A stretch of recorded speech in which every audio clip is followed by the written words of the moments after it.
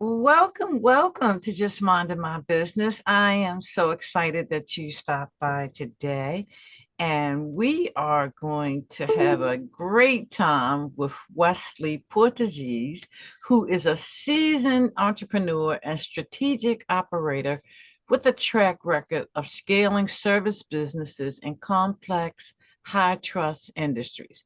He founded MedComms Experts in 2012 and recently brought on private equity investment to accelerate the company's next phase of growth. Now serving as Chief Strategy Officer, Wesley is leading MedComms Experts through an ambitious transformation, growing the team from 30 to 300 people in just 3 years, while expanding intentionally and driving innovation across the medical communications landscape. Wow, I'm impressed.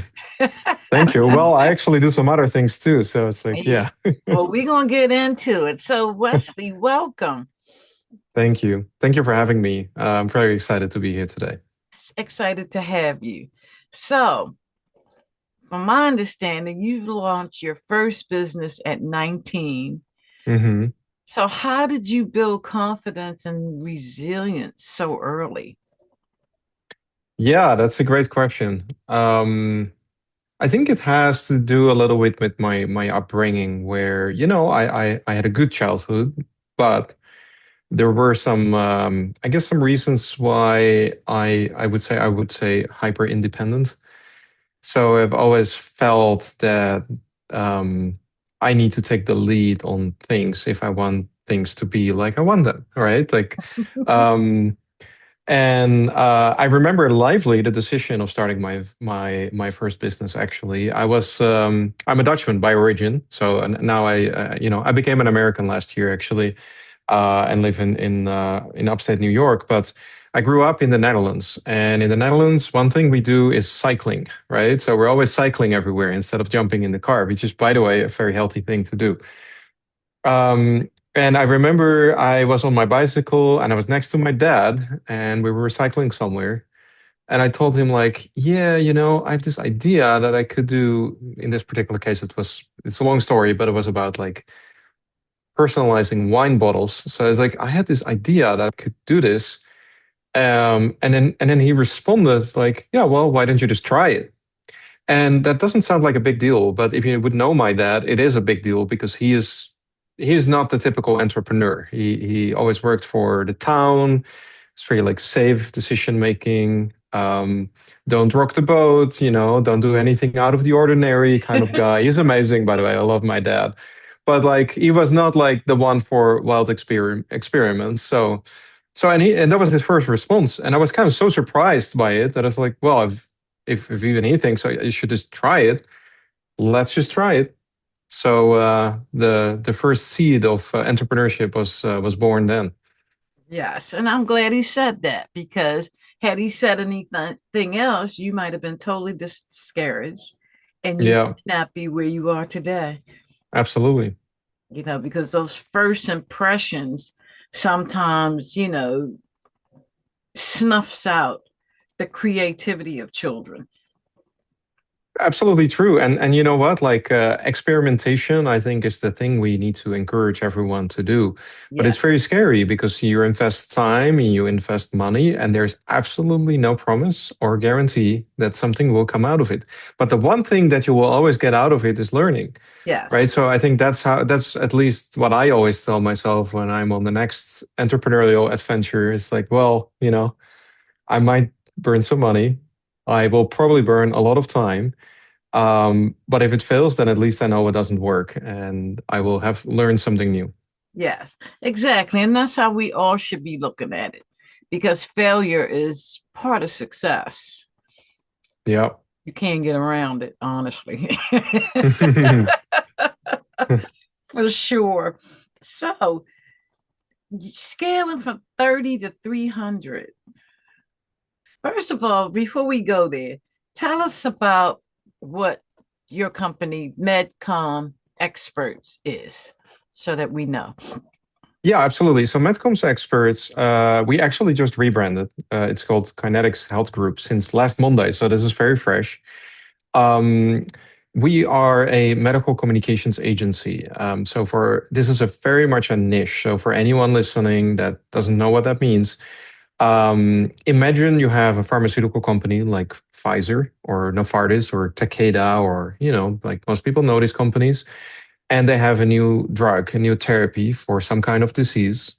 They need to then communicate to all the physicians, to all the doctors about that new therapy, right? And this typically happens sometime before it's even available on the market. This happens when they had some clinical trials that are showing promise.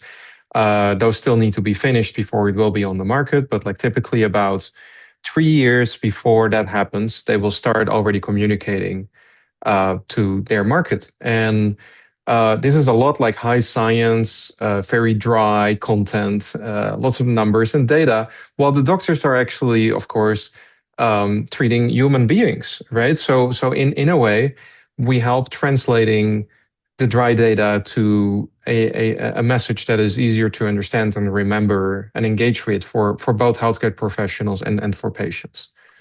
Okay.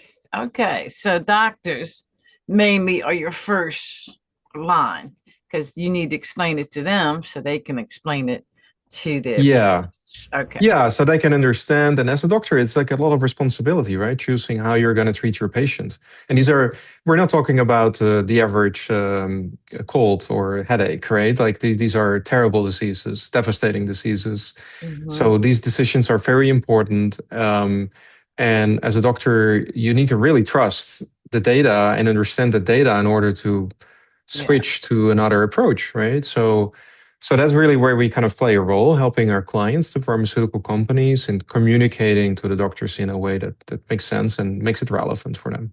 Okay. Okay. And also making sure that they would want to prescribe it to their clients. Um, Yeah, yeah, exactly. Exactly. Yeah. And that decision is obviously up to them, but we want to make sure to have all the information to make the decision. yes, absolutely. Absolutely. Wow.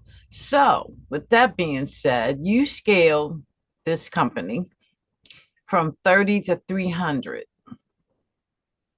How did you do that?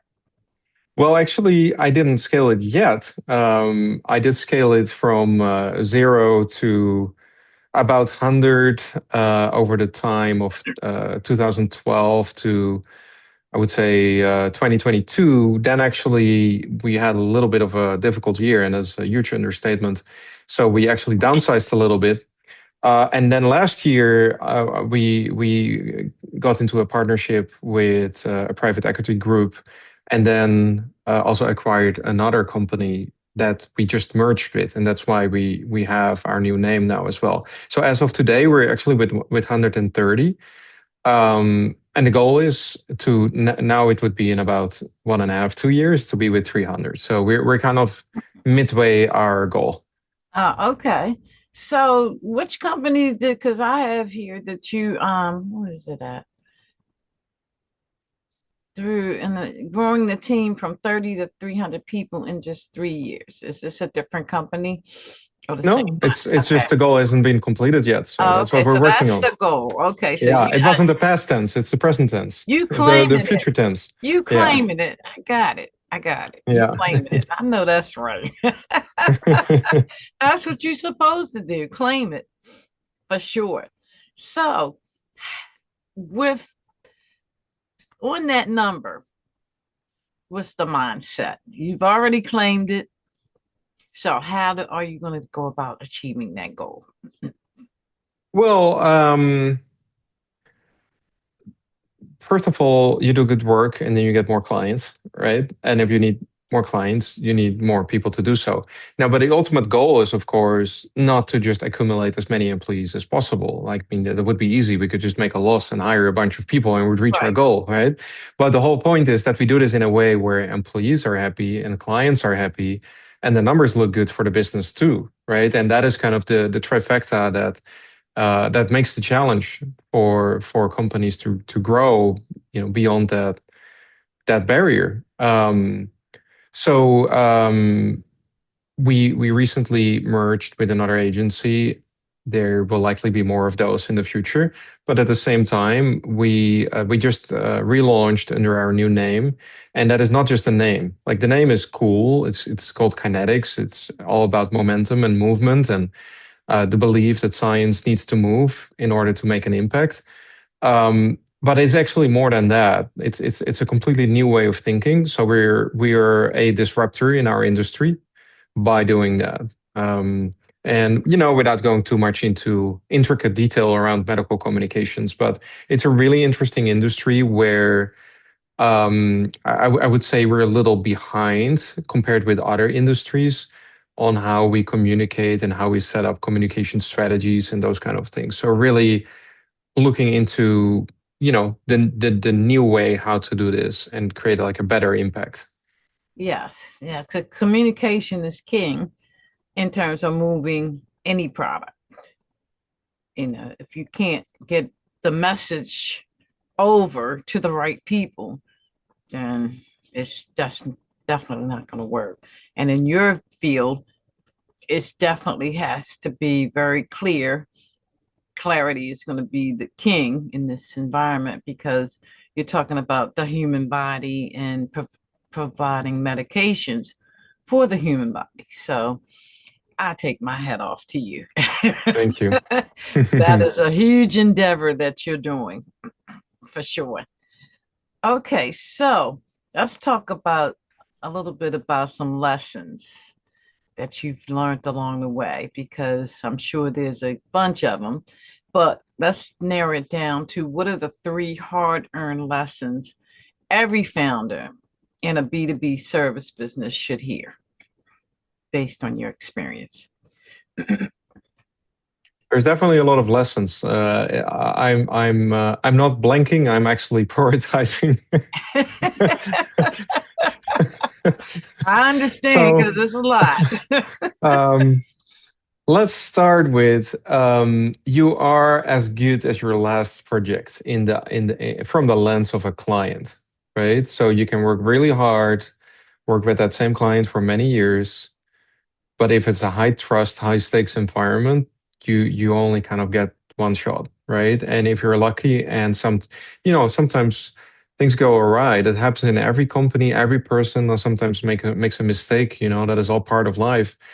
Um, but this is in that sense a very unforgiving industry because we're dealing with really, really important data with it could have a big impact from many different perspectives, from like legal compliance, but also like we're working with humans and medical data, right? So misinformation is like a huge risk, for instance. So so yeah, you can't get lazy. You can't get lazy. You always need to be on top of your game all the time. You kind of need to be a perfectionist. But running a company as a perfectionist, and I always borrow this phrase from my wife because I'm always laughing when she says this. So she's also a perfectionist, but she always says like I'm a recovering perfectionist, and and I would say that is true for me too. And it's a little hard, because like it's hard to always strive for perfection, but then at the same time, if you don't, you are not going to be the trailblazer in the industry. You're not going to be the leading company, and you will likely lose clients. And it's going to be just a hard way of running a company, right? And that growth, like growing to those 300 people, that would be way harder that way. So that would be the most important one, I would say. Um, the other one is, well, I guess like I'm talking as an entrepreneur to other entrepreneurs. You you somehow need to find this balance with between the delegating but still being on top of things. And that is, I'll tell you the story behind it, but I think that's a very tricky thing because you're wearing many hats as a business owner or as a CEO, and you kind of need to trust the people that you're working with, but then at the same time, those people are not the owner of the business, Right. right? And the stakes are slightly different. Um, Yeah, I had once a coach, and he told me, "Yeah, it's easy to make decisions if it's not your money, right?"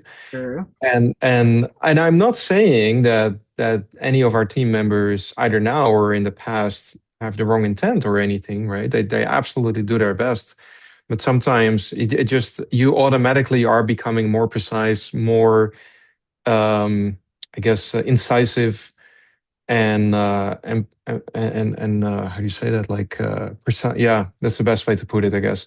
When your life is at stake, right? So in my case, what that meant is that um, we we were with about like 100, I think 109 people, if I'm correct.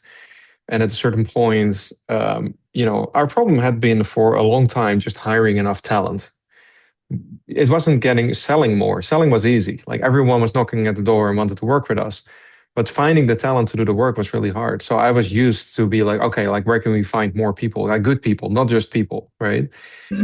Um, and so we just kept like hiring, hiring, hiring. And I was talking with my HR director and with my finance director, and it appeared that actually, we were about to lose a large client. We didn't see that coming at that moment yet. And then the FDA would actually make another decision for the therapy of another client, which meant we were going to lose the second biggest client too. And we really didn't see that coming. And I didn't challenge the numbers enough. I didn't look at the risks enough. What I should have seen is that we had too much money concentrated with our biggest client. And once I saw it, I was too late because then it actually happened, Mhm. right? And there was no one warning me for it. So, you can't blame anyone else. The buck stops with you. So you need to find this level where you can still get through the day without getting into the weeds on every single thing you see. But there are certain things that you can't let go ever, that you need to be in control of. That would be my second lesson. Yes, true that. Because I mean, I have a team. I finally got to the place of delegating, and because I've done it all for so long, I can see, I can tell when you rushed it because when I'm setting up, show notes and things like that, punctuation, all of that kind of stuff, name spelling, readability, all of that matters to me. Yeah. And the minute my team doesn't do it, it's like, okay, I gotta say something because, and it's not that I'm trying to be a perfectionist because first of all, I feel like trying to be perfect usually that when it's perfect, it's a mistake. It happened mistakenly. It never happens. You don't even know how you got there. But excellence is what I thrive for because with excellence, to me, you can measure that by Hmm. different systems that you put in place to acquire that excellence. In Yeah, you're right. The systems, the frameworks and the systems, that's the thing, right? Yes, Yeah. yes. Hmm. I mean, I've edited books. I've typed. I used to be a typist, typing school papers, doing resumes. So the English language and punctuation and that kind of stuff matters to me. Yeah, absolutely. I can see that. And you know what? Like nowadays with AI, um, this is even a bigger problem. I am, because like people obviously leverage AI, which is great. I think AI is amazing and fantastic. I use it all the time. I actually just started a new startup using AI, and it's amazing. However, um, I also noticed that sometimes people rely on it so much that they're not really connected with it anymore. And this is not a real example, this is hypothetical, but imagine that you have someone in finance who needs to report to you. And now they use AI to aggregate the numbers and come up with some kind of report.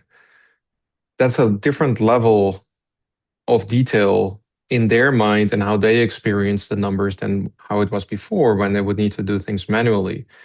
So now there's another layer of risk that you have because they Mhm. may not have caught something. And, you were talking about punctuation. Well, that comma matters where where it falls, Right. right? Absolutely. That's why if I'm using I read it over and over and over again. Yeah, And then it has to be, it has to represent truth and it has to represent my voice.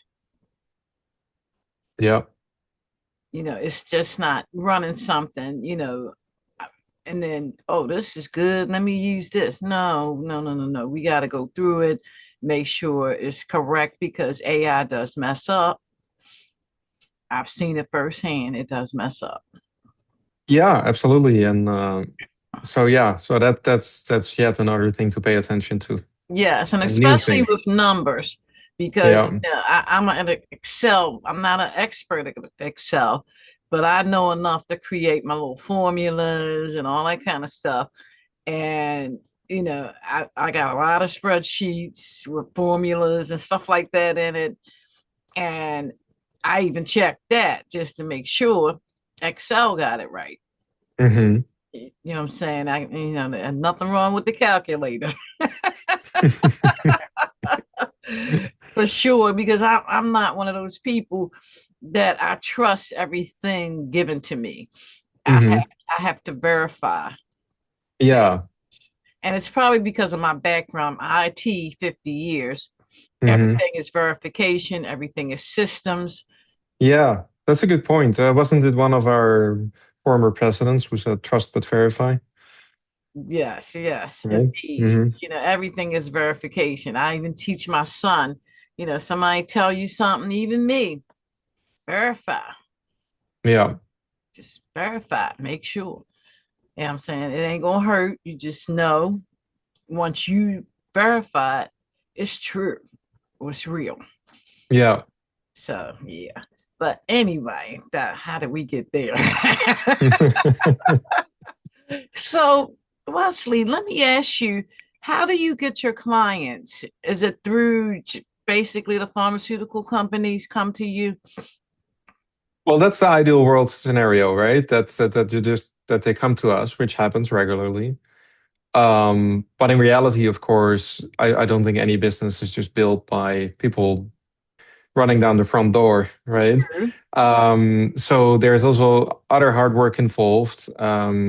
So, for instance, personally, I'm active in many conferences in this field. I typically speak at those conferences. Mhm. After having spent I would say kind of probably around 2 decades now in this particular space. I got to a point where apparently I have something interesting to say about it, so that's nice. So that's a good start, and then we also like to share our views with our audience. So we publish research, we publish thought leader content. We have a lot of digital marketing. We do also the typical things like paid search, advertising, and those kind of things. We exhibit at conferences. So I would say it's kind of an omni-channel strategy, Mhm. which is funny because that's what we're telling our clients they should do. And I like to practice what we preach. So yeah, that we're leveraging, I would say, every single channel we can. I also have a team of salespeople, and then I'm involved myself too. So and when I say sales, I don't know. I always like I have nothing against it as a concept, but I do want to call out that when I say sales, I always feel more like a consultant than a salesperson. So will we ultimately end up um, creating a contract and getting money for the work we do? Yes, we will. But it's not just trying to get more dollars out of someone. It's really trying to figure out how can we create value. And if we can't, then I will happily refer them somewhere else. Yes, yes. And that's what it should always be, you know, Hmm. creating value for the person that you're working with. Simple as that, Yeah. for sure. So, wow, this is very different to say the least, but I'm Yeah. getting Tell me more. educated. What's different about it? It's just, being in the medical, I've never interviewed somebody in this niche before, number one. So you're the first. And it is very interesting the work that you do. And it has to be meticulous because of the risks involved, like you mentioned. And I admire you just for taking that, just for doing that. Thank you. I appreciate that.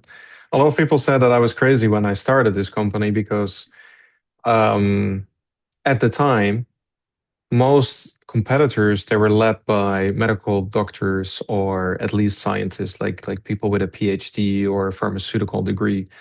I don't have any of those. I'm also never pretending I have one or that I am a scientist. I'm not. I'm a marketer. But that was actually in my mind the secret formula. But people were saying like Wesley, like you're starting a medical communications agency and you're not having like you're not even a scientist. It's like I think that's my no offense to any scientist listening, but that was my advantage because it's a different angle. Mhm. Um, and you don't need to be a scientist to run a medical communications company. You do need to be a very good communicator and understand strategic communications really well, and entrepreneurship and how to motivate people, how to build great teams, how to hire people that actually are great scientists and know how to use that. So that is something that I always will always remember, and I think that's also typical for any entrepreneur is that a lot of people around you will often tell you no, right? Like no, that won't work. No, you shouldn't do it. It's never gonna work. You can't do it that way. You cannot do this. You cannot do that. Like it's the tendency, and often this is packaged in well-meant advice to protect you somehow. But in reality, you can kind of do anything you want, right? It's just you need to have like a ton of perseverance and be ready to fail if it happens. True, very true. And I hate the nays because and that's pretty much always the case. It's always you just because they don't understand what you're trying to do, Hmm. then it can't be done, Yeah. pretty much. Hmm. I And don't that's get the it. trick, right? That's the hard thing as an entrepreneur because you're constantly talking about these things and then people don't get it. And it's like, it's Yes. frustrating. You know, It's it's very frustrating. frustrating. It, Yeah. it's very frustrating, but But yeah, sorry, go ahead. as an entrepreneur to another entrepreneur, they get it, because Yeah. when you first start something, nobody's on your side. Very few, let's put it that way. Very few on Yeah. your side about it. Wow. This has been a very interesting, Wesley. Like I said, I admire what you do because the precision, the communication, like you said, you need all of that in order to do what you do. And you've obviously arrived there. Well, I don't think I'll ever arrive anywhere. Like I said, I just initiated another startup in a completely different industry.